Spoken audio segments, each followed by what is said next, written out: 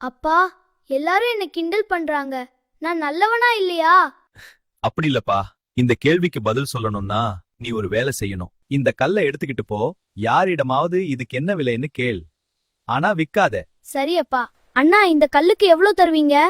தம்பி, இது சாதாரண கல்லுதான்ப்பா, இதுக்கு 100 ரூபாய் தரலாம். அண்ணா, இந்த கல்லுக்கு எவ்வளவு தருவீங்க? இந்த கல்லு நல்ல கல் மாதிரி இருக்கு, இதுக்கு ஒரு 5000 ரூபாய் தரலாம்ப்பா. சார், இந்த கல்லுக்கு எவ்வளவு தருவீங்க? இது ரொம்ப அரிய கல்பா, இப்படி கல் ரொம்ப கம்மியா தான் கிடைக்கும். நான் இதுக்கு 5 லட்சம் ரூபாய் தரேன். விக்கிரியாப்பா? அப்பா, முதல்ல சந்தையில 100 ரூபாய் தான் சொன்னாங்க. அதுக்கப்புறம் நகை கடையில 5000 ரூபாய் தரேன்னு சொன்னாங்க. கடைசில ஒரு பெரிய இடத்துக்கு போனேன், அங்க 5 லட்சம் ரூபாய் தரேன்னு சொன்னாங்க அப்பா. இப்போ உனக்கு புரியுதாப்பா? அந்த கல் போலதான் நீயும். நீ எங்க இருக்கிறேன்னு பொறுத்துதான் உன் மதிப்பு மாறும். அப்பா, இப்போ எனக்கு புரிஞ்சுது. நான் மாற வேண்டியவே இல்ல. நான் இருக்கிற இடம் தான் மாறணும்.